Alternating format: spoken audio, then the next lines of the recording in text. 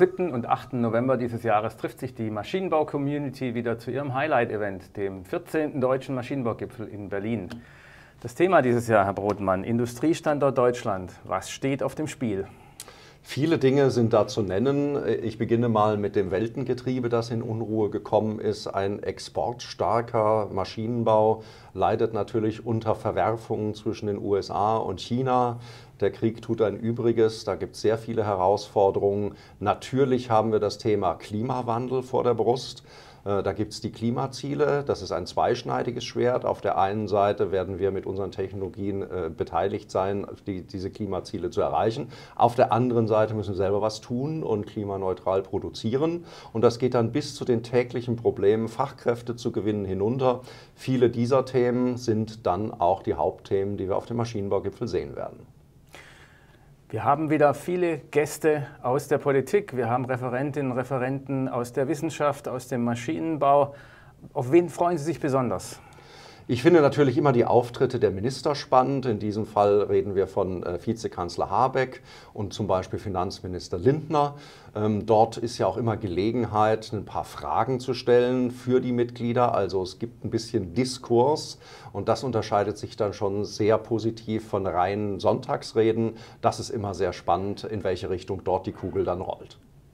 Informieren, diskutieren, Netzwerken. Was ist der größte Mehrwert für die Teilnehmenden auf diesem Gipfel?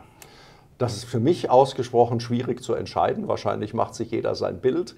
Aber die direkte Gelegenheit, in Berlin als Maschinenbauindustrie seine Visitenkarte abgeben zu können, auf der anderen Seite eine Menge Take-Home-Value durch Teilnahme an den Fachformaten zu generieren und natürlich auch der Austausch innerhalb der Community. Ich tue mich wirklich schwer, eins auszusuchen. Der Dreiklang macht's. Maschinenbaugipfel, das ist ja immer auch ein bisschen feiern. Wir werden wieder den Preis Deutscher Maschinenbau verleihen und wir haben einen politischen Vorabend. Was können wir davon schon erfahren? Zum Ablauf möchte ich noch nicht allzu viel verraten, aber das Setup ist gemacht. Wir werden uns an einer sehr attraktiven Location treffen und dort das politische Berlin hin einladen. Es wird natürlich ein Bühnenprogramm geben mit den Politikern, aber danach auch viel Gelegenheit für die Mitglieder, direkt in Interaktion zu treten. Also das wird wie immer spannend und ich freue mich drauf. Der Gipfel im vergangenen Jahr war auch schon spannend, 700 Teilnehmende. Was erwarten Sie für dieses Jahr?